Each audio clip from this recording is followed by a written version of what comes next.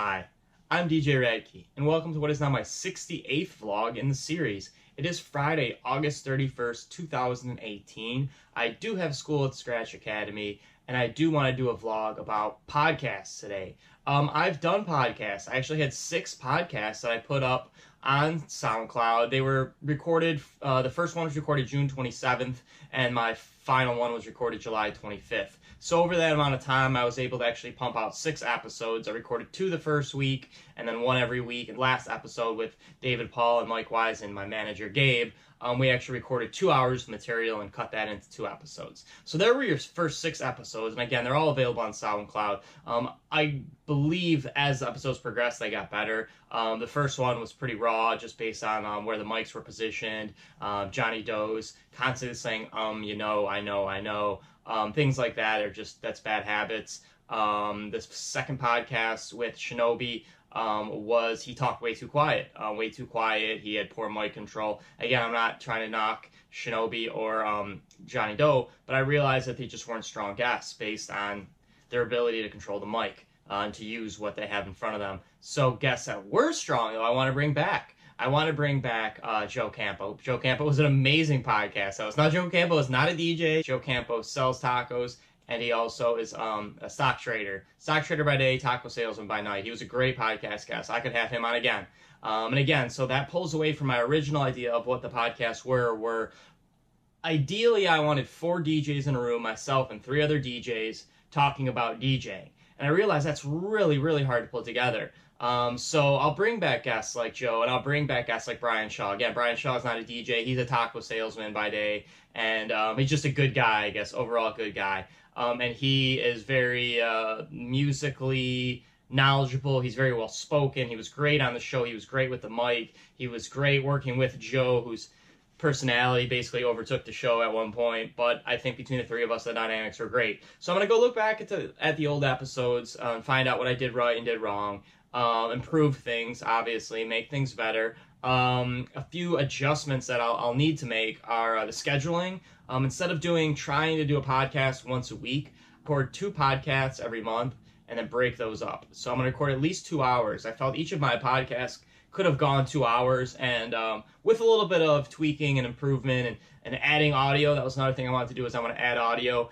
When talking about a song, I'd like to add at least part of the song. That's something I avoided doing the first 6 episodes just because maybe I wasn't ready production-wise, editing software-wise. I just wanted to record a show and put it on SoundCloud and call it a day. So I think now I'm going to spend more time editing, processing, adding things after the fact, and then putting it out, as opposed to immediate turnaround time, maybe like a day or 48-hour turnaround time on the podcast. So that's the plan. So there will be future podcasts. That's the update. There's only 38 vlogs left, essentially. So, the vlogs are nearing an end, and then I'll free up time to do the podcast. And that was another constraint with the podcast, is that, doing a daily vlog, which roughly, depending on the topic and depending on the day, is roughly about a 3-hour process. To give you some insight, like, for example, like today's vlog, about a half an hour to digest, think about, and process what I'm going to talk about, taking some notes, and then the actual recording, and then an editing time. So today's might be a 2-hour turnaround time, but on the vlogs where I develop topics, go a little more historically, have to fact check on dates, those could take up to 3.5 hours. So with those now will soon be out of the picture, it is very attainable or manageable to do podcasts again. As far as topics of the potential podcasts on the road, I'm going to do the top 10 again, top 10 songs of the top 10 Billboard songs. I feel talking about those and digesting those will be great. And that's also, a music-related topic. But the podcasts don't necessarily have to be DJs and DJ-related. Having Mike Wise and David Paul on the podcast were great because they were DJs and they're both very well-spoken.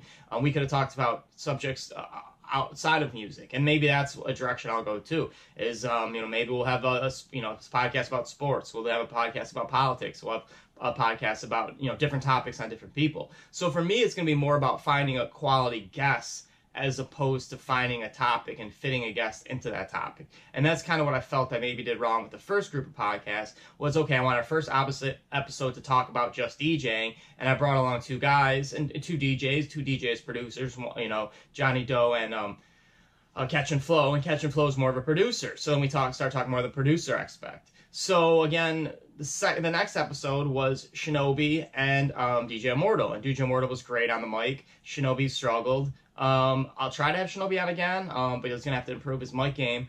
But again, it was great to have two DJs on. But we didn't necessarily talk about DJing. We talked about more music. It was the death of XXXTentacion. We talked about him. So it was more of like Florida-based pop culture episode. So those are just things that kind of organically grow in what will be my podcast, or my podcast version 2.0, which I hope to have out by the end of October.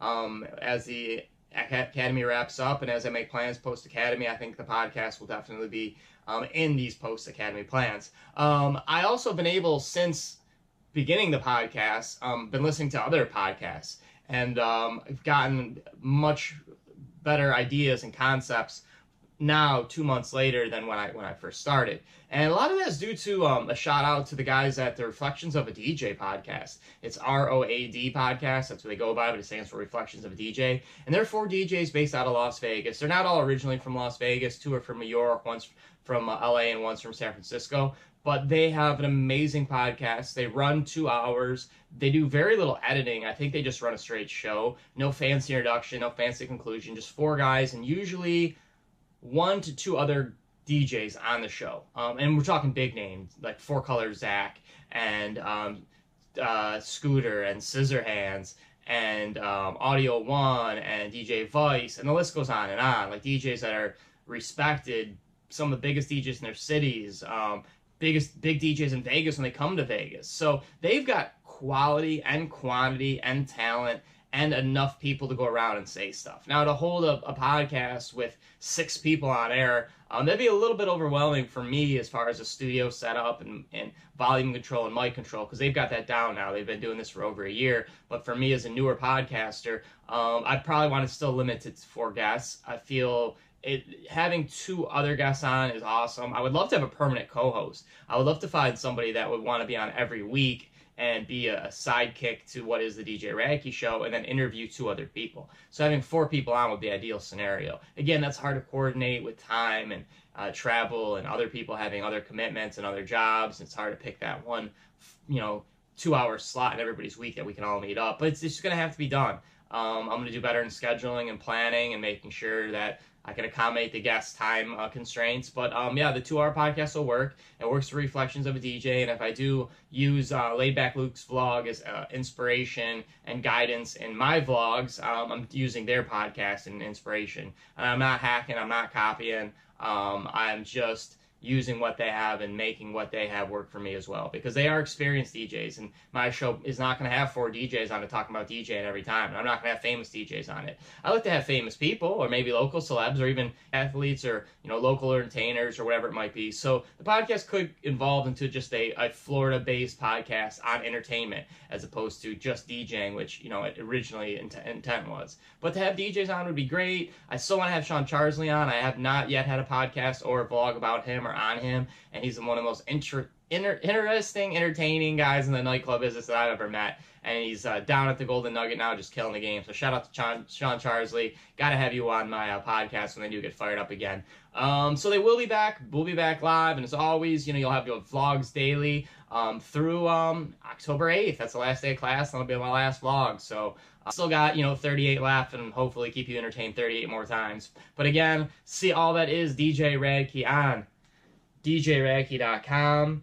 As always, be good to people. Say hi to a stranger. Make a friend. Give somebody a smile that needs it. Call somebody you haven't talked to in a while. Just be a good person. Life will be good if you're a good person. And as always, peace.